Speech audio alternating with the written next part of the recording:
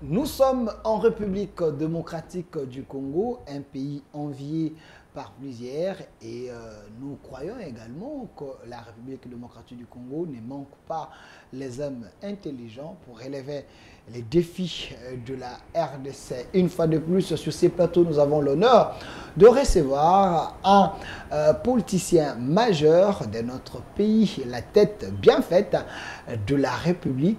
Lui, il s'appelle Monsieur l'ambassadeur Alain Atundou. Il est l'ancien patron de l'ANER sous le régime de Mobutu. Il est également PCA de la SNEL sous les régimes Kabila, Tshisekedi. Et aussi, il est l'ancien porte-parole de l'AMP majorité présidentielle. À l'époque, il était également diplomate. Il est ici avec nous. Monsieur l'ambassadeur Alain Atundou, le bienvenu. Merci.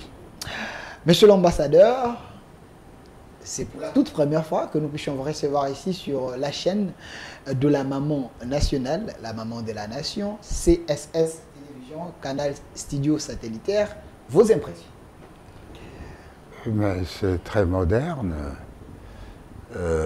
C'est la nouveauté, au sens que ça vient d'arriver, la nouveauté, au sens où c'est à l'avant-plan, à l'avant-garde du progrès. Voilà, c'est une très bonne impression. C'est fonctionnel. Ok. Monsieur l'ambassadeur Alain Atundou, alors je demande à la réalisation de me donner la photo de la maman nationale. Ça serait mieux, nous sommes au mois de la femme quand même. Nous devons valoriser le femme, ça serait mieux. Alors, monsieur l'ambassadeur Alain Atundou, maman nationale, maman Denise Tshisekedi, a une structure appelée Excellencia. Elle fait le nécessaire pour prendre les diplômés, ceux qui ont distingué, et les envoyer ailleurs pour aller étudier, pour que demain, que ces gens puissent relever les défis de la RDC. Votre impression sur la structure Excellencia? Mais c'est l'expression d'une maman préoccupée par l'avenir de ses enfants et la qualité de leur présence dans le monde. L'excellence vise à améliorer la qualité de la présence congolaise dans le monde et révéler au monde qu'au Congo, il y a aussi des génies, pourquoi pas, et des étudiants doués. Voilà. Monsieur l'ambassadeur, mais à l'époque de Mobutu, parce que je vous ai présenté ici comme l'ancien patron de l'ANER sous le régime au Mobutu, mais il y avait une politique où l'État donnait des bourses quand même aux étudiants, même ici à l'université. Mais pourquoi apparemment cet élan avait pris fin? Vous êtes aussi un historien en quelque sorte. Ce n'est pas... La bourse ne date pas de l'époque de Mobutu. Ouais, ouais. La bourse date de l'époque de l'Ovanium, qui était une université catholique. Et donc, le Monseigneur Gillon parcourait le monde à la recherche des bienfaiteurs, des sponsors, et pouvait donc s'offrir de donner des bourses aux étudiants. Non seulement des bourses, mais je dirais même un encadrement général. Il suffisait d'être admis à l'université, l'Ovanium, pour que celle-ci vous envoie un billet d'avion d'où que vous veniez, vous accueille à Njili, si c'est à Njili, vous installe à l'université L'Ovanium. Donc c'était comme on dit, autre temps, autre mœurs, parce que les choses ont beaucoup changé.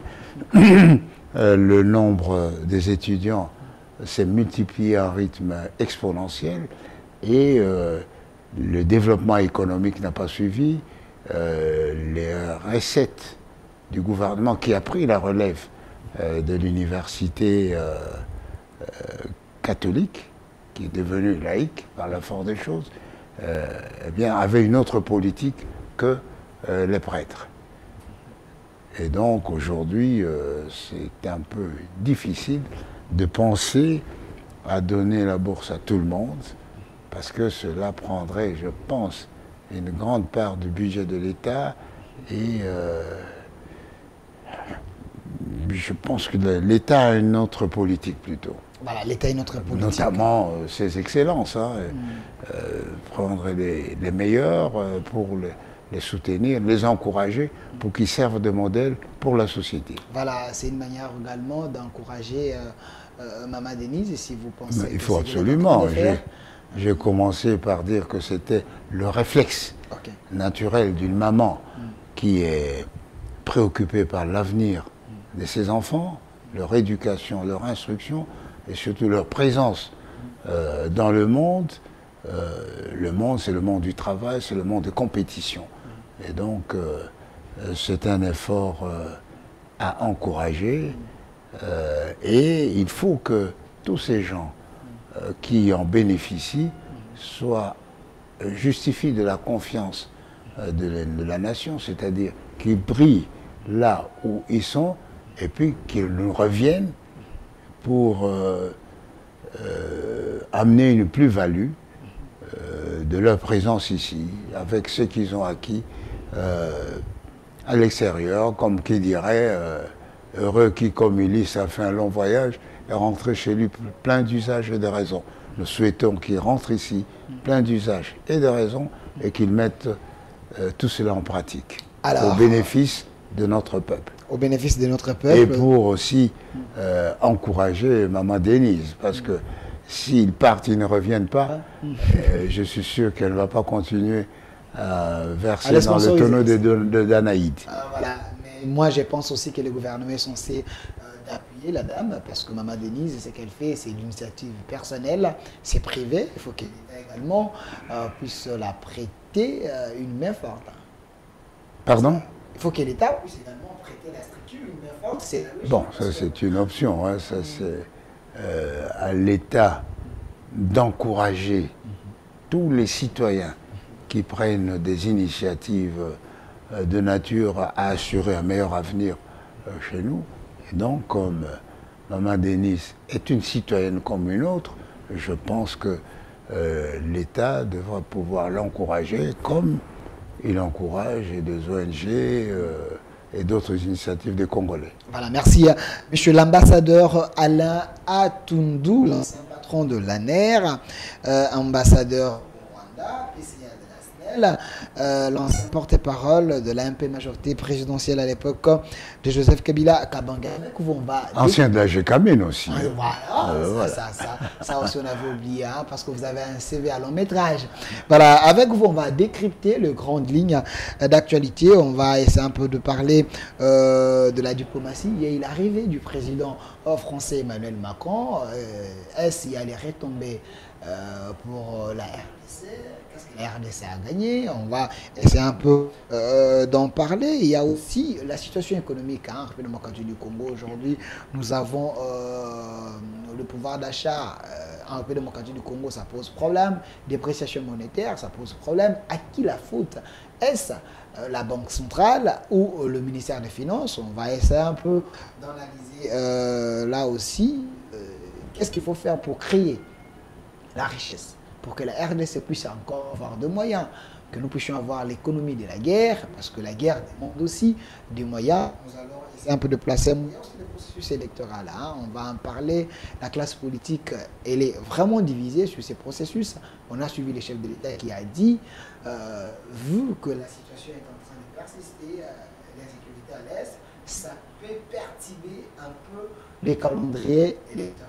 Ce n'est pas le souhait, mais si ça arrive, pensez-vous qu'il faut faire le compromis en africaine? On va en parler avec vous. Mais monsieur André Alain Atundou, parce que vous étiez le PCA à la SNEL, j'aimerais quand même, monsieur Filemon, donnez-moi la photo de la SNEL en général. J'aimerais quand même que le PCA puisse nous aider avec les éléments. Société nationale d'électricité. D'entrée des jeux, quand j'ai annoncé que j'allais vous recevoir, les gens ont dit que la SNEL, ce n'est pas une société nationale d'électricité de la RDC. On a déjà sous-traité, ou soit on a déjà vendu la SNEL. vous étiez le PCA, est-ce vrai? Je n'ai pas l'impression qu'on ait vendu la SNEL. C'est toujours la SNEL est juridiquement et dans les faits la propriété de l'État congolais. Et selon l'OHADA, c'est une société commerciale à partenaire unique, unipersonnel presque. Non, ça ce sont les ondits ou les bien rencontres. les taquineries. Okay. Non, plus les taquineries des Congolais que la réalité. Non. Mais la SNEL souffre d'un grand problème aujourd'hui. C'est que depuis 2014, l'État ne parvient pas à lui laisser les mains libres pour qu'elle fonctionne comme un État, une société commerciale. Vous accusez concurrente, okay. concurrente avec les autres. Ça c'est un. De deux, l'État n'a pas déterminé un plan directeur pour l'ensemble de la République, un plan directeur de l'électricité. Et à ce plan pourrait se greffer alors le plan directeur de la SNEL. Donc il y a beaucoup de choses à faire. Et voilà. Voilà la SNEL aujourd'hui. Ça, c'est sans entrer dans les détails. Hein. L'obsolescence de certaines choses, la vision, même la vision de la gestion de la SNEL. Aujourd'hui, et je pourrais même dire depuis Mobutu, la vision, c'était le sud minier. Okay. Le sud minier. Alors maintenant, il faut que la vision, ou disons l'ambition de la SNEL, c'est de couvrir l'ensemble du territoire national. N'est-ce pas, du fait de l'histoire d'ailleurs. Alors, il faut que cette vision se traduise dans la gestion.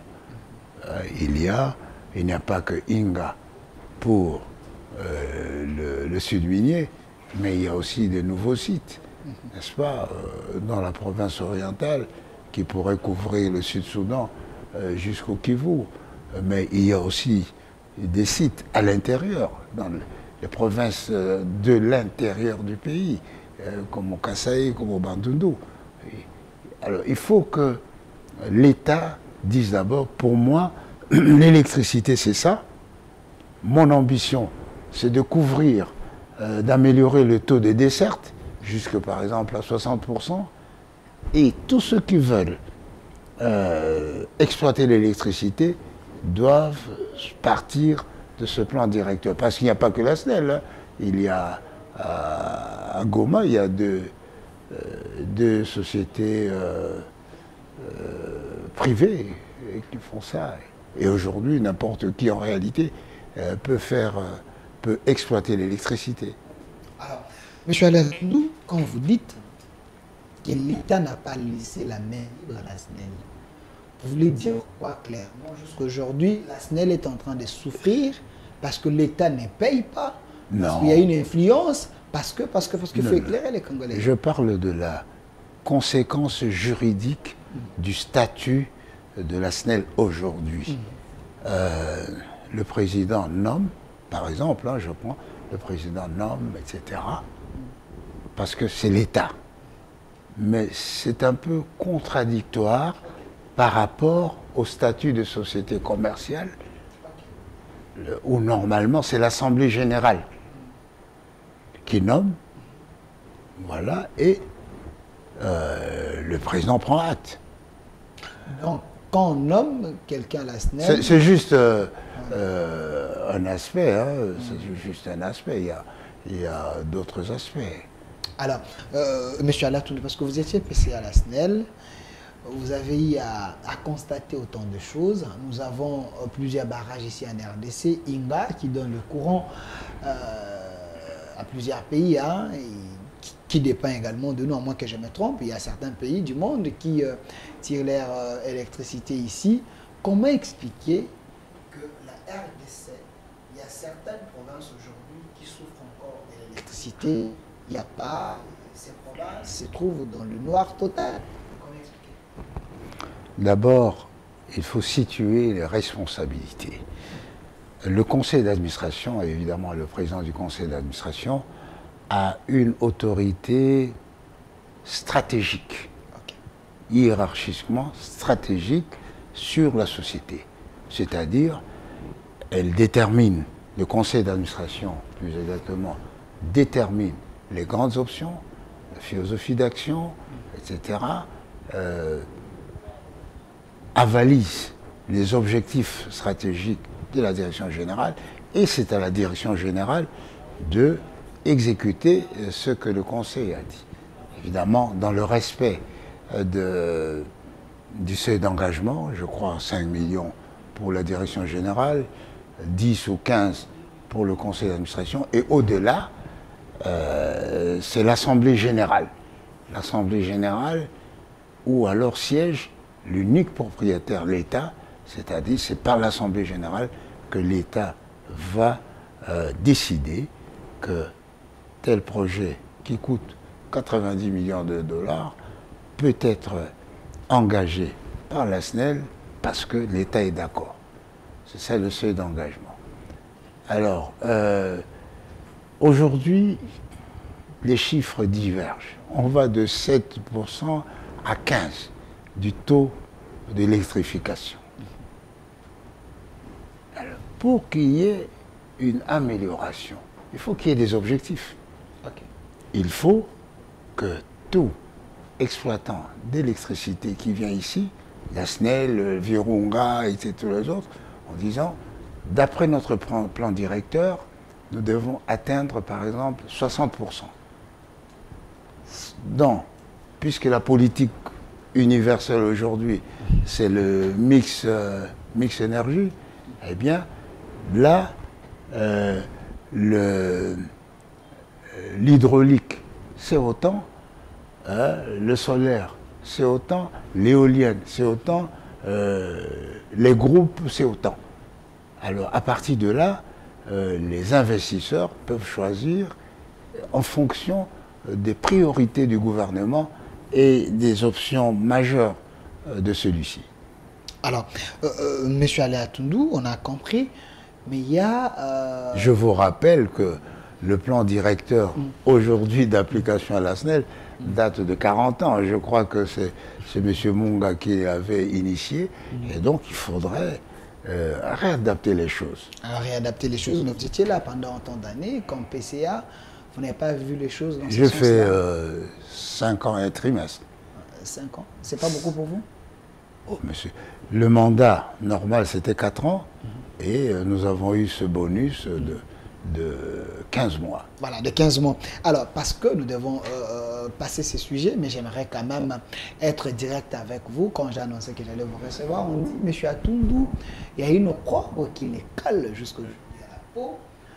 Vous avez laissé votre DG à faire de n'importe quoi, à détourner l'argent, à aller dans les antivaleurs. Vous étiez là en train de le voir seulement, de le regarder sans rien faire, parce que vous étiez PCA. Qu'est-ce que vous pouvez dire?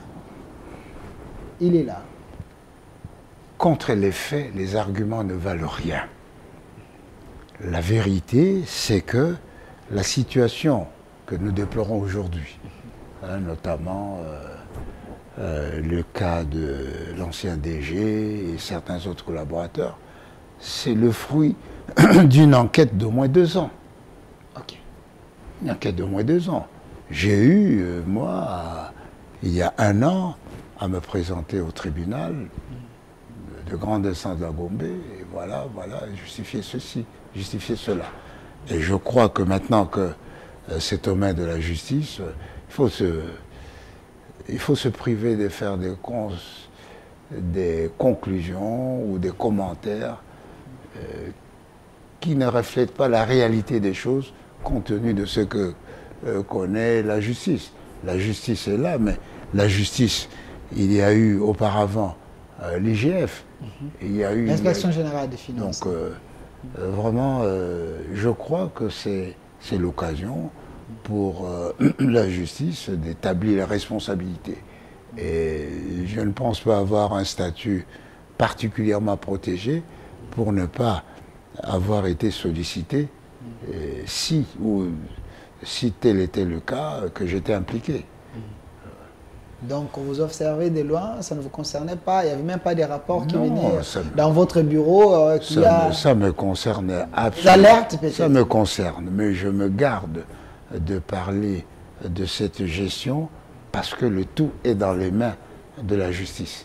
Je ne voudrais pas donner une fausse impression à l'opinion.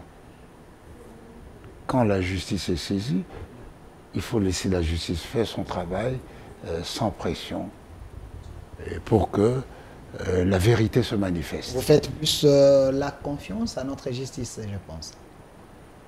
Et pourquoi pas? Nous avons une bonne justice aujourd'hui? Nous avons une justice qui fonctionne, qui essaye de faire de son mieux pour rétablir la vérité. Okay. La vérité des faits et la vérité judiciaire. Comme Matata a dit, notre justice est instrumentalisée. Votre réaction d'abord? Bon, chacun a son point de vue. Hein.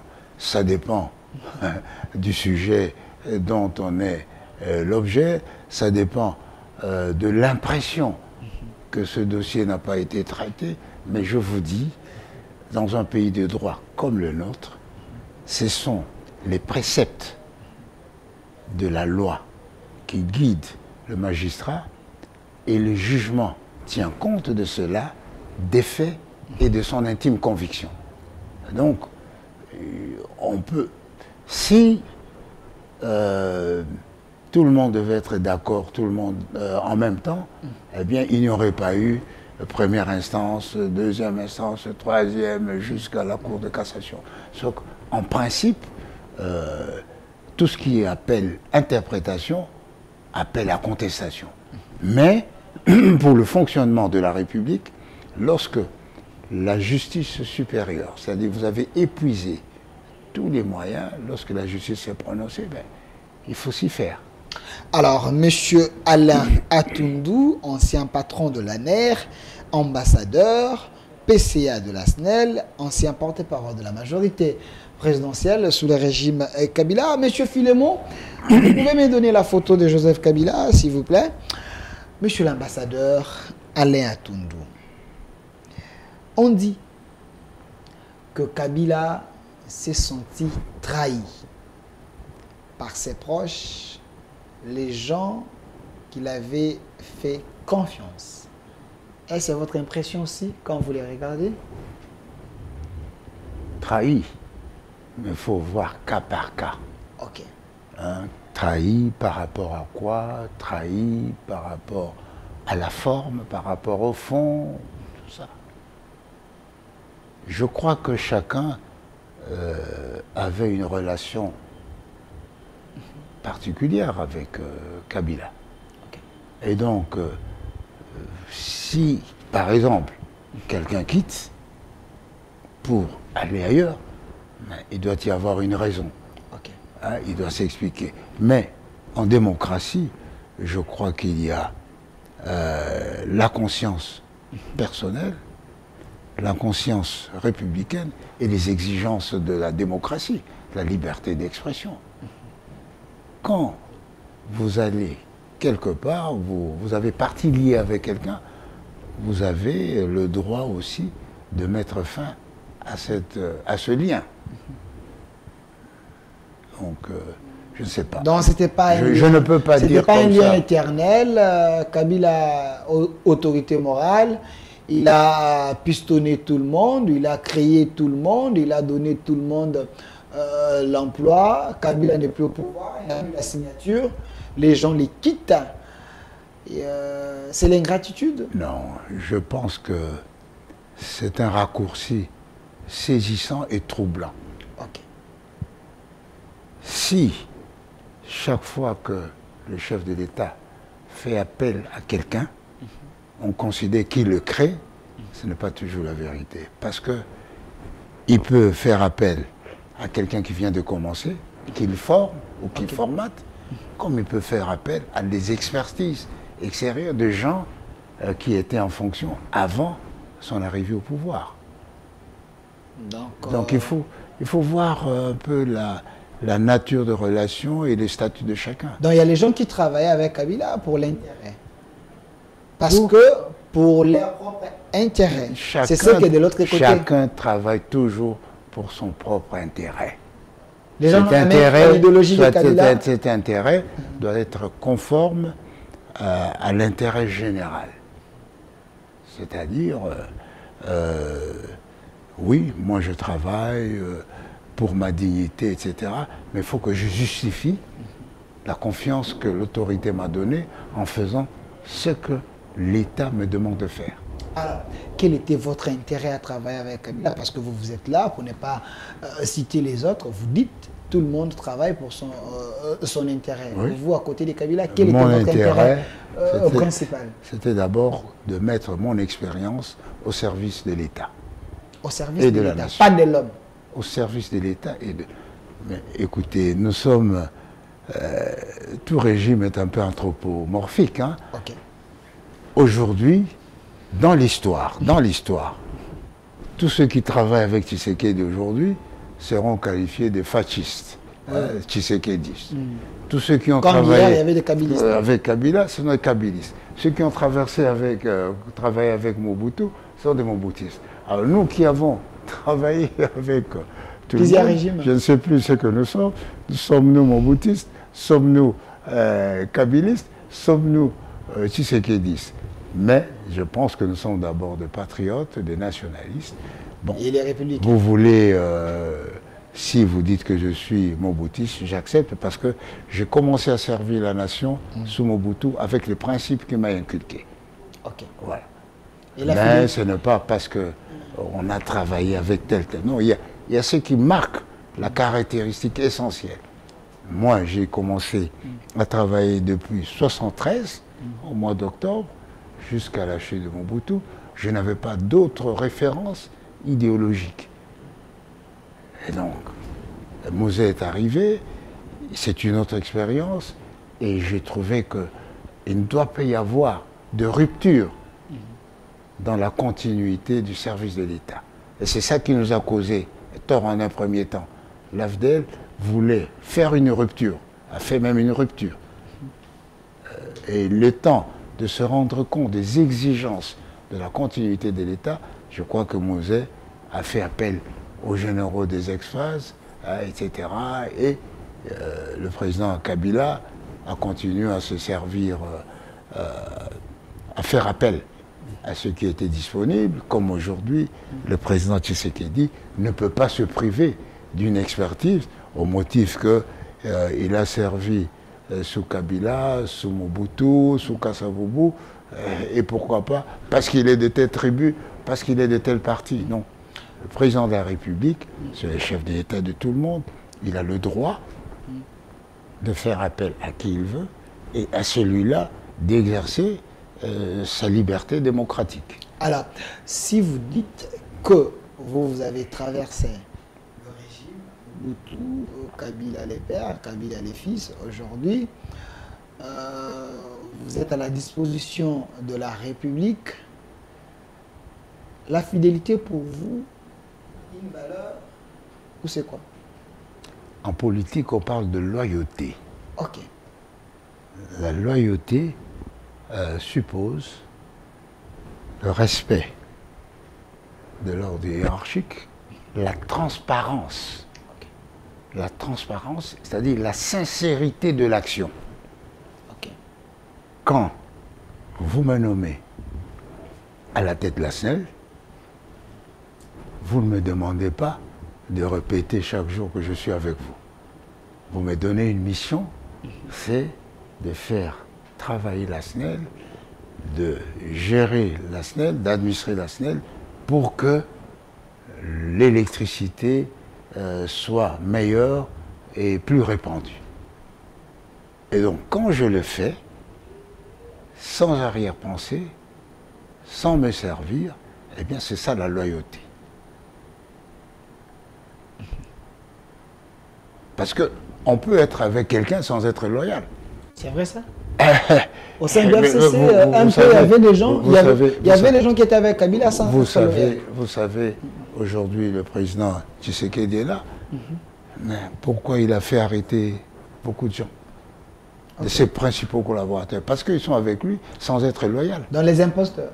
Pardon? Les imposteurs. Non, ce ne sont pas des imposteurs. Ce sont des gens qu'il a désignés et il leur a donné une règle de conduite qu'ils n'ont pas respectée. C'est ça le péché. Ok. Donc le mieux, c'est d'être loyal avec une personne. Quand on confie des tâches, vous devez les faire de manière honnête, claire. Et si vous devez exercer votre droit de liberté, ayez l'honnêteté, le courage d'expliquer, voilà, jusqu'à tel niveau, c'est possible. Ici, je reprends ma liberté, c'est tout. Alors, monsieur Alain, j'aimerais être vraiment direct avec vous. Il y a autant de questions. Hein. Les gens pensent qu'à Tundu, il n'est plus disponible pour travailler pour l'intérêt de la République parce qu'il est tellement collé avec Kabila, même si le pays a besoin de vous, de votre expertise, Atundu va dire non parce que en vous entendre parler, vous êtes à la disposition de la République. Mais ce sont des gens qui parlent de mauvaise foi ou par ignorance.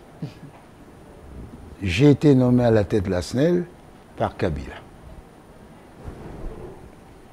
Il y a eu l'alliance FCC Cash qui a pris fin.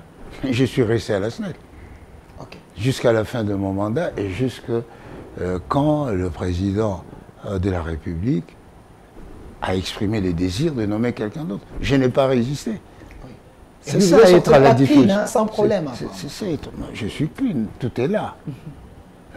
Parce que pour être dirigeant d'une entreprise, il faut avoir le sens de l'administration.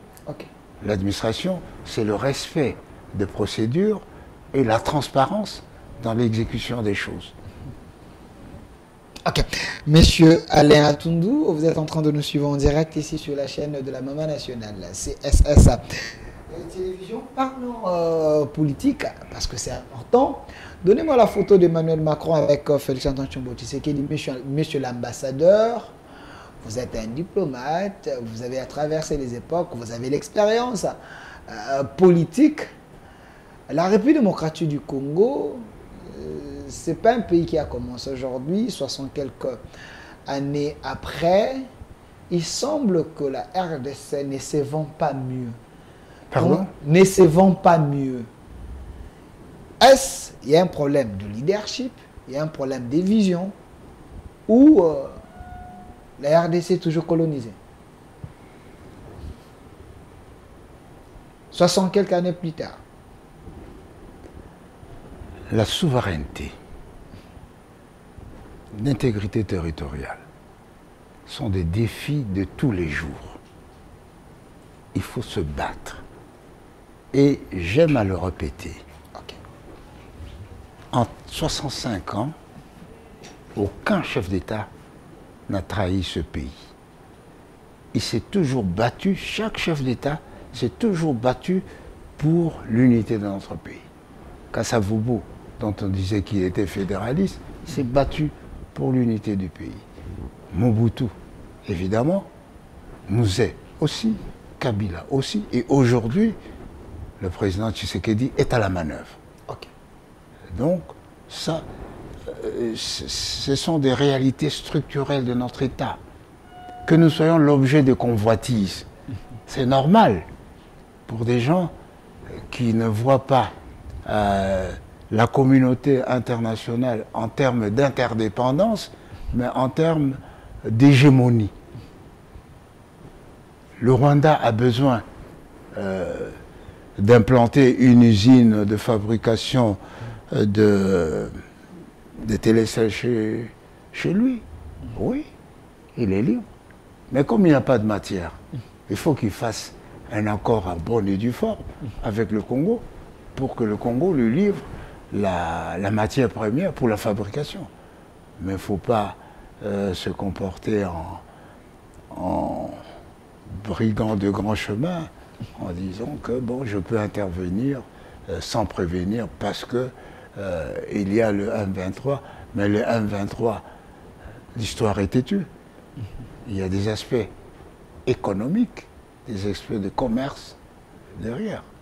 Donc, aujourd'hui, le Congo doit se souder, être uni pour d'abord bouter hors du territoire national tous ces éléments perturbateurs, pour quelque raison que ce soit pour des raisons d'hégémonie, que ce soit pour des raisons économiques, que ce soit pour des raisons d'intérêt privé. Le Congo doit rasséréner, doit rendre le climat ici serein, que chacun fasse ce qu'il veut, mais d'après les règles de la République, en toute transparence. Parce que nous, le Congo aussi, peut avoir des ambitions d'avaler le Rwanda, d'avaler le Burundi. Moi, je vous dirais une expérience personnelle. Lorsque j'étais ambassadeur au Rwanda, il m'est arrivé de penser que le Rwanda pouvait être en fédération avec le Congo. C'était une idée. Mais le président Habyarimana n'était pas de cet avis.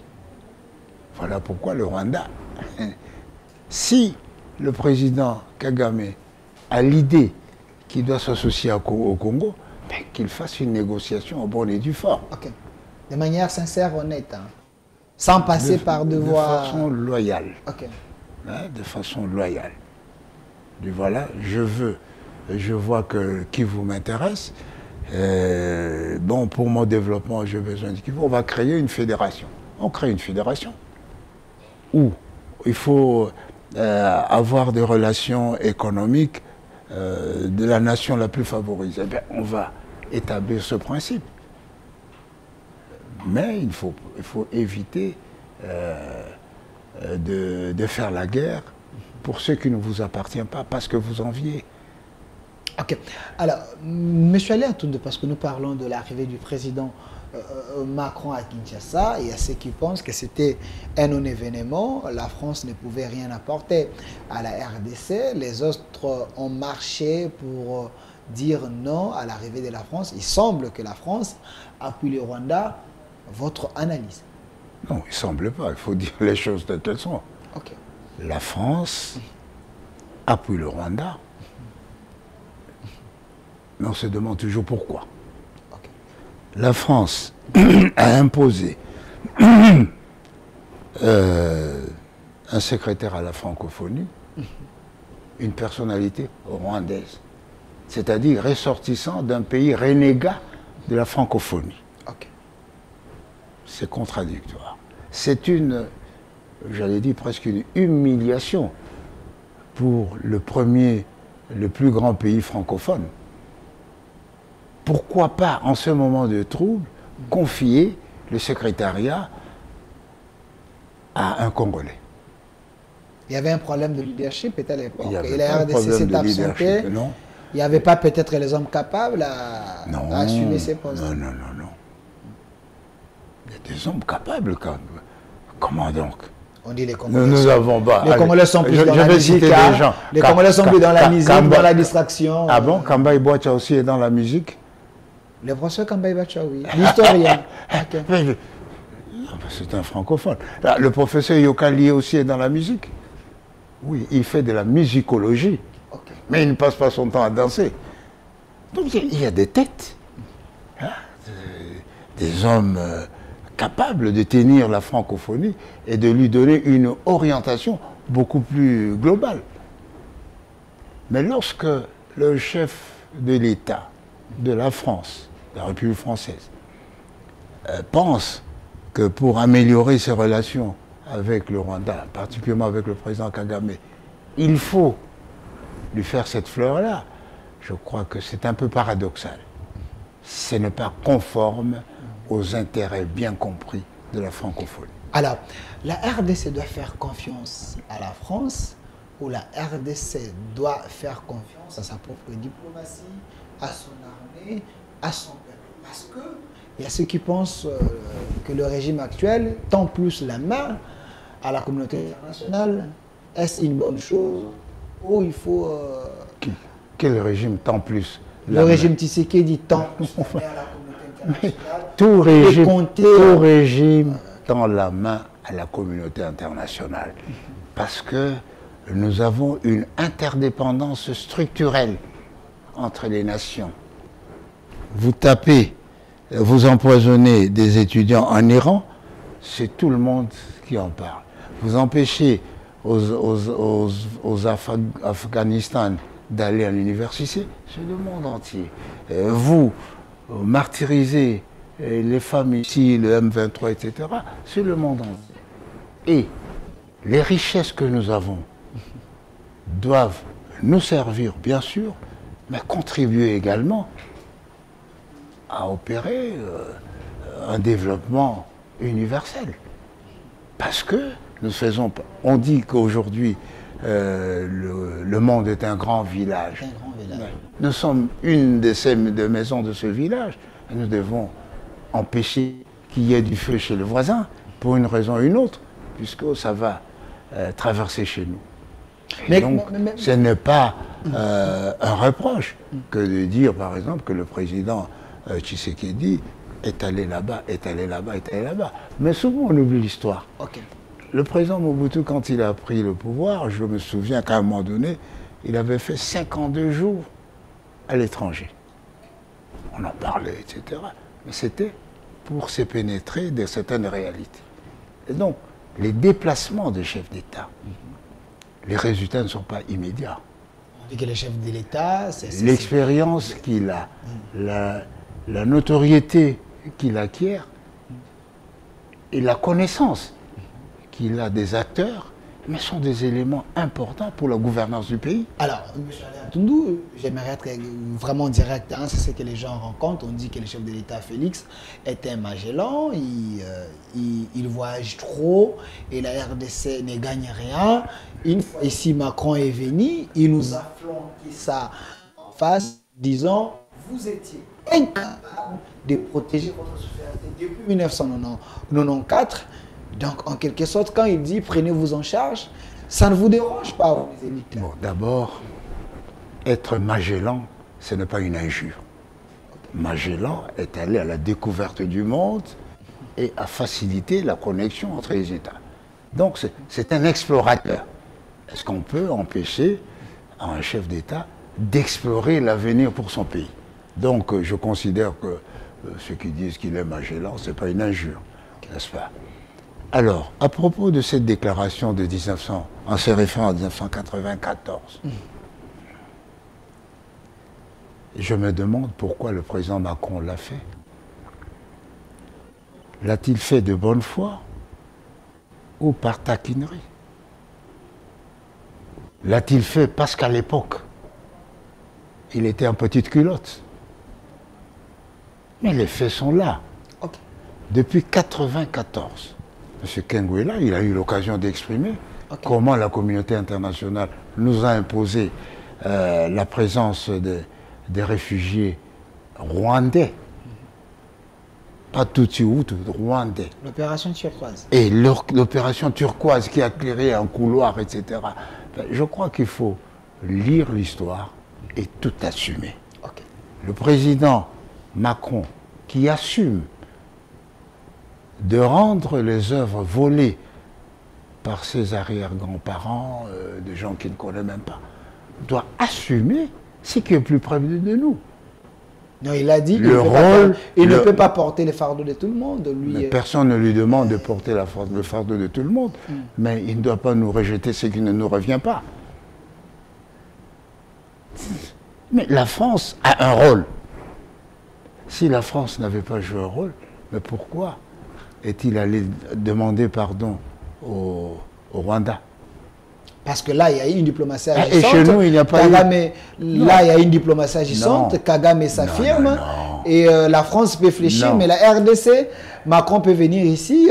On le voit ici à Bandal en train de prendre Castel et autres. Non. La RDC, c'est un pays des danseurs. C'est ce que les autres interprètent. Ah bon?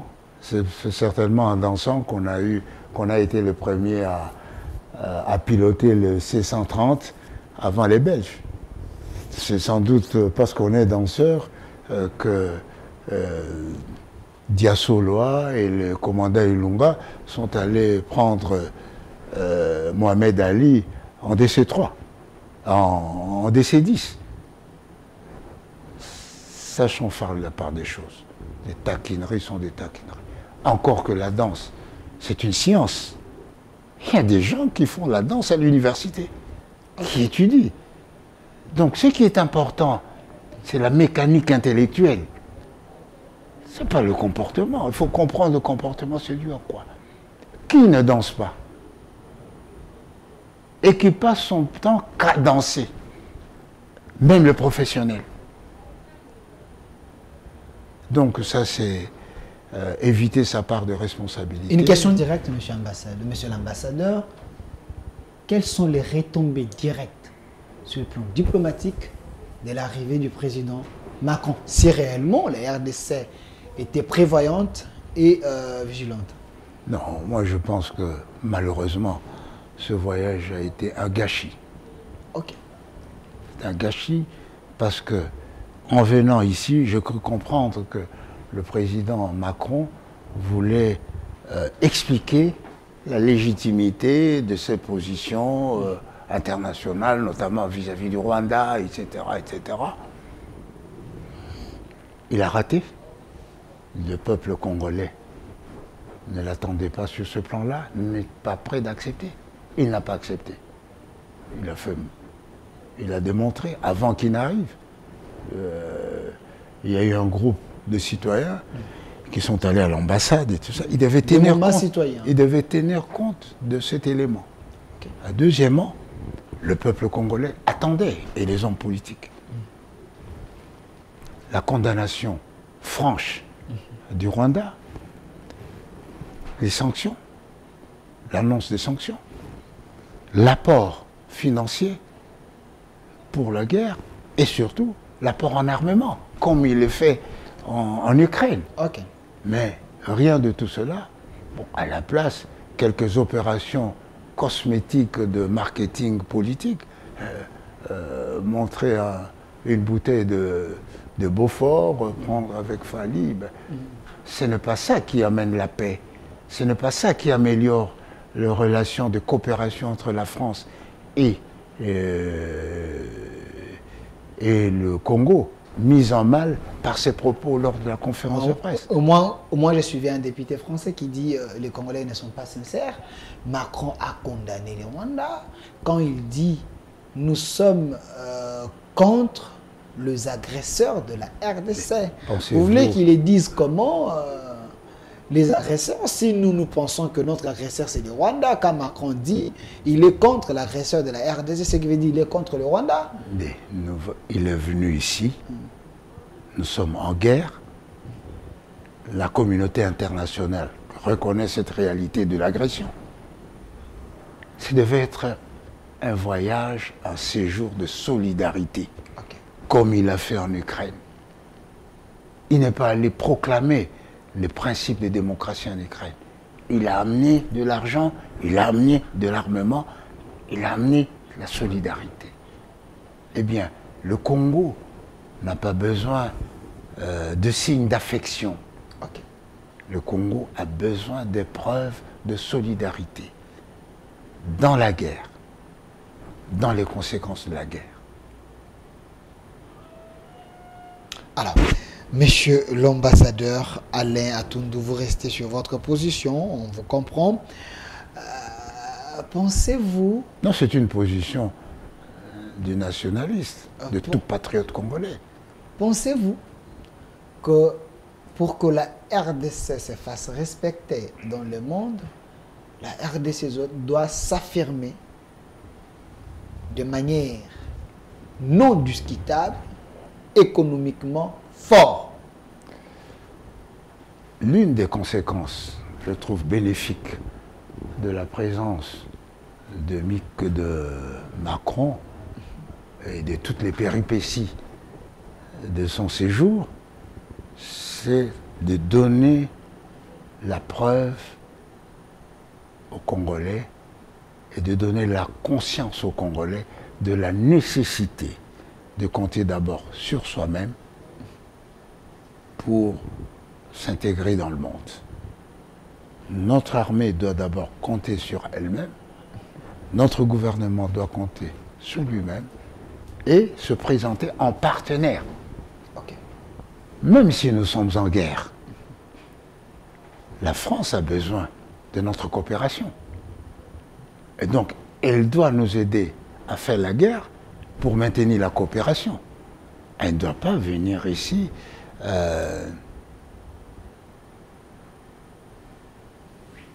pour nous montrer la maîtrise et l'excellent maniement de la langue française pour cacher la vérité. Les sophismes. Pardon? Les sophismes. Notamment, c'est un des moyens. Alors, si la RDC doit s'affirmer, la RDC a des ressources, mais la RDC n'a pas un carnet d'adresses. Vous avez suivi Bisselele qui avait dit on devait chercher le Rwanda pour nous aider avec un carnet d'adresses, s'il vous plaît.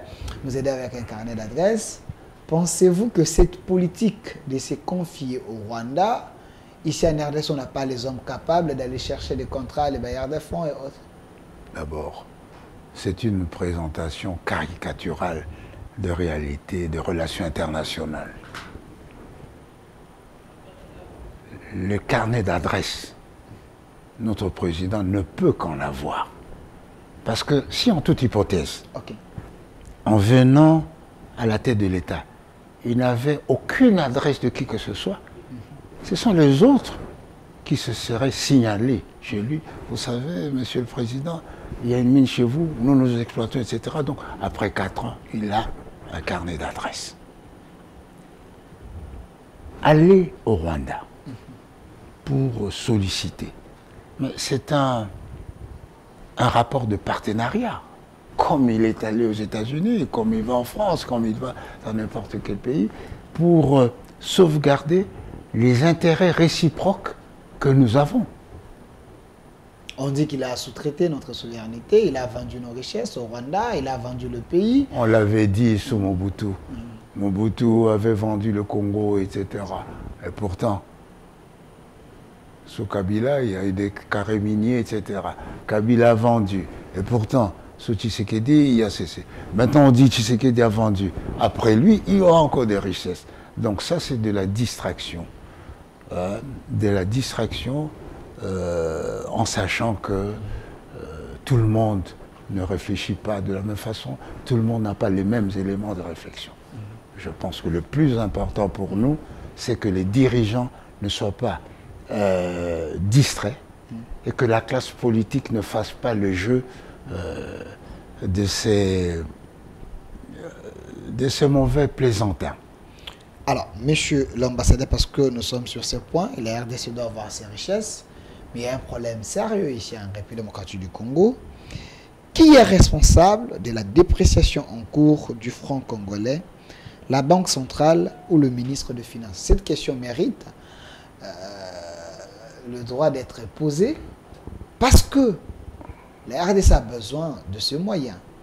Mais apparemment, notre économie est dépendante des autres, des dollars et ainsi de suite.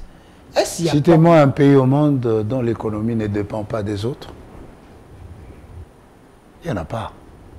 Les États-Unis, vous le savez, ils ont quelques millions ou même quelques milliers de milliards de dettes des Chinois. Donnez-moi la photo de la Banque centrale. Alors, cette question de la dépréciation, il faut savoir d'abord en quoi consiste la consistance d'une monnaie. La valeur faciale, l'économie, le travail économique, et puis la confiance. Vous pouvez être tout ce que vous voulez, si la communauté internationale dit « nous n'avons pas confiance en vous ». Mais il ne faut pas aller loin. Il y a longtemps, le yen, pas le yen, le yuan chinois ne circulait qu'en Chine. On s'en moquait. Mais aujourd'hui, le yuan, c'est une monnaie importante qu'il ne faut pas négliger. Tout comme le yen d'ailleurs. Au début, on s'est moqué des Japonais, puis le yen s'est imposé grâce à l'activité économique et grâce à la force du pays.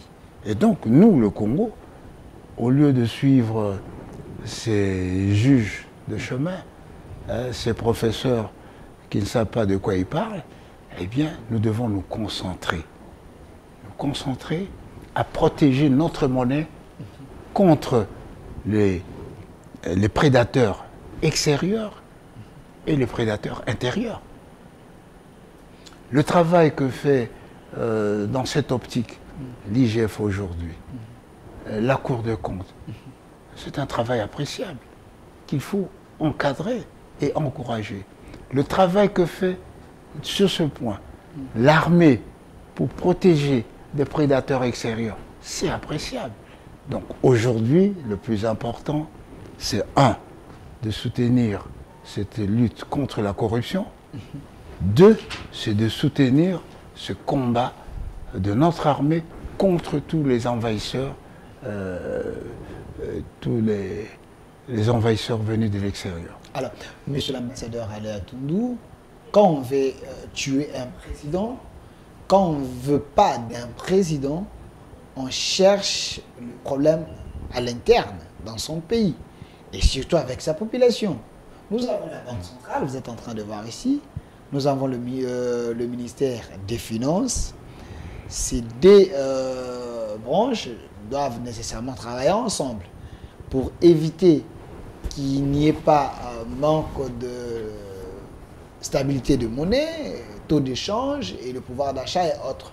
Mais il y a un groupe de gens qui pensent que la Banque centrale et le ministère des Finances ne travaillent pas dans le sens de sauver le mieux pour que le peuple se retrouve une manière de faire haïr la population son président, vu la situation actuelle.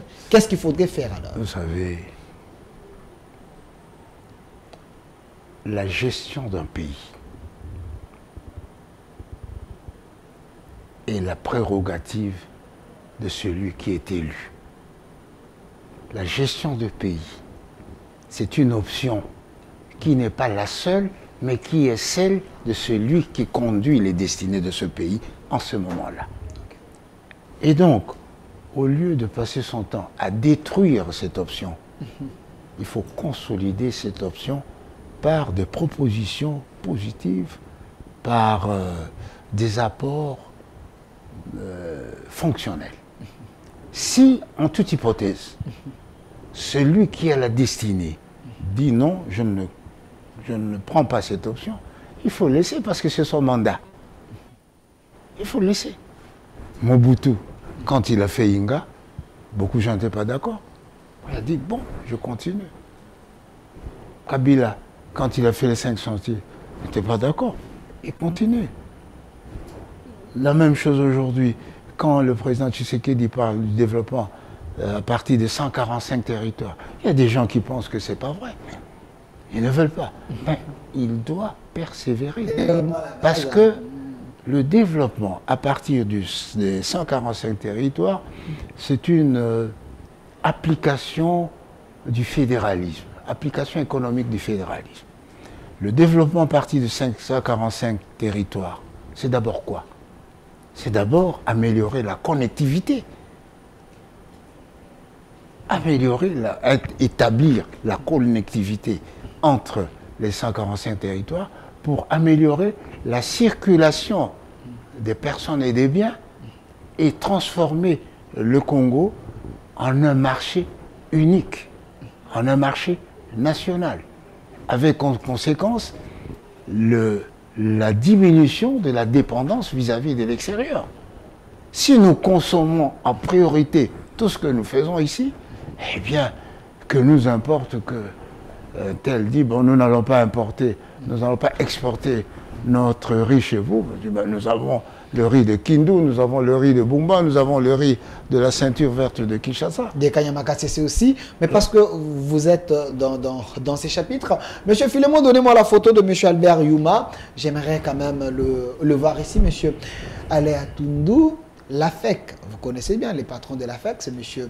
Albert Youma, parce que vous dites que nous pouvons produire avec le terre arable que nous avons, mais nous avons l'impression que notre économie est entre les mains des étrangers. Pensez-vous que l'AFEC travaille pour l'intérêt de la RDC? Il y a ceux qui pensent que M. Albert Youma, que nous voyons ici, il ne fait pas bien son travail pour le développement ou l'indépendance de ces marchés.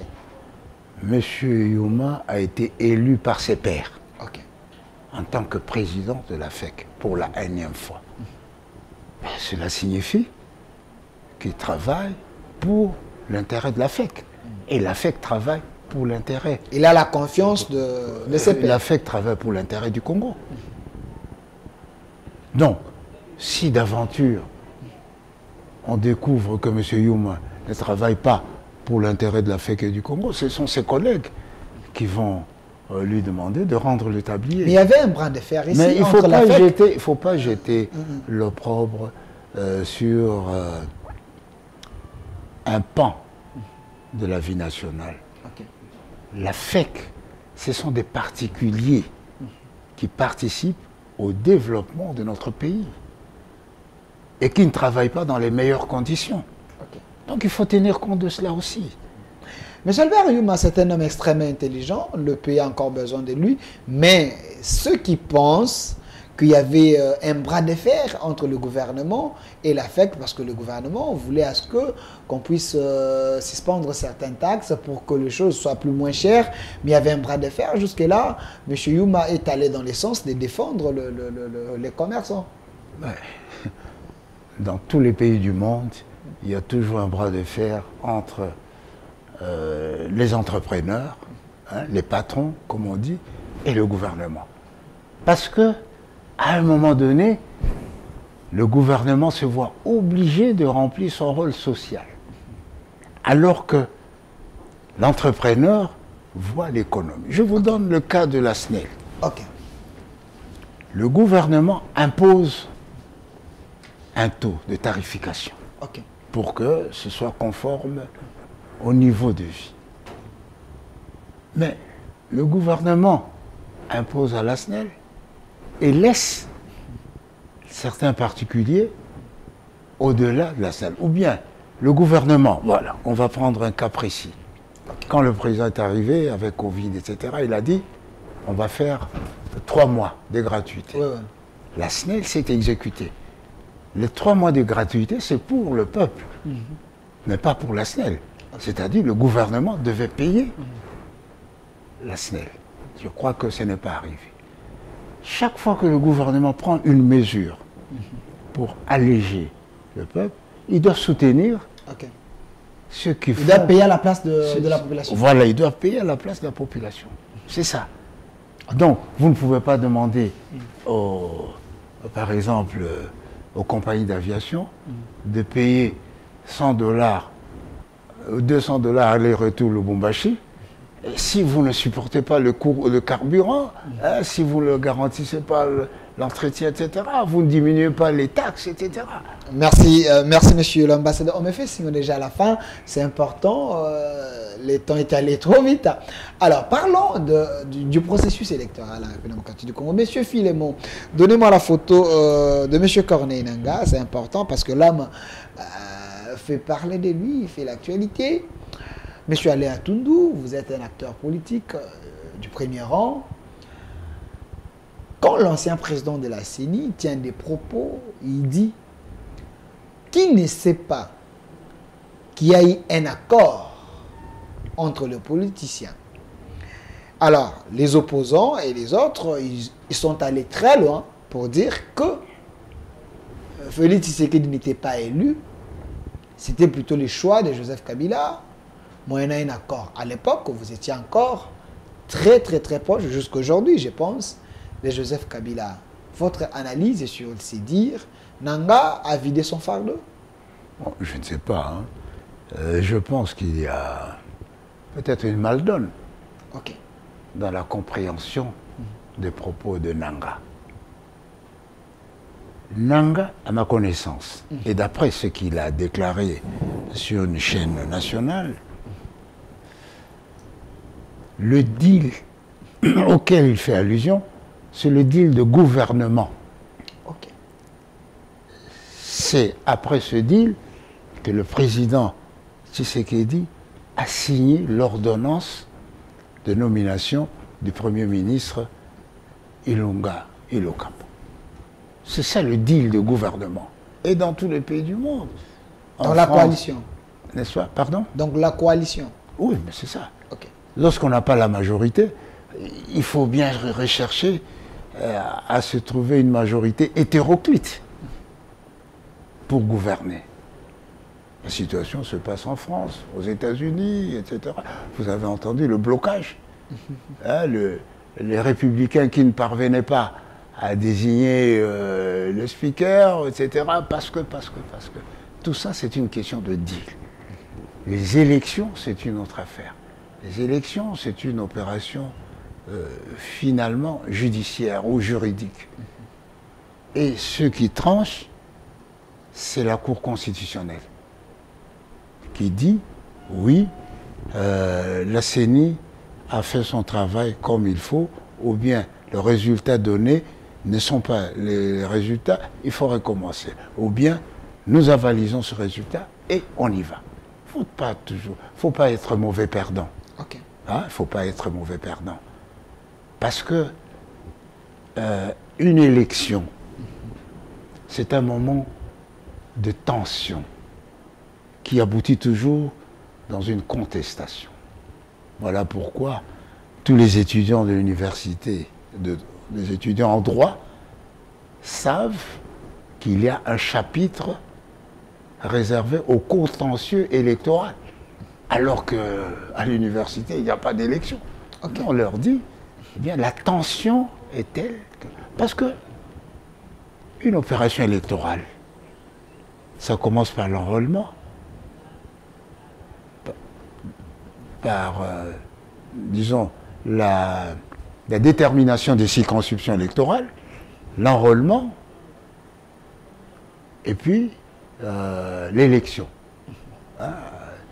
Alors, pour déterminer la circonscription électorale, il faut lever une option. Okay.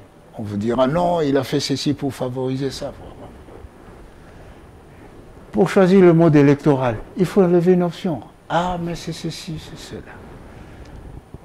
Pour proclamer une élection, il faut s'en remettre à la Cour constitutionnelle. Ah, il a fait ça parce qu'ils sont composés. Non, nous sommes un État de droit.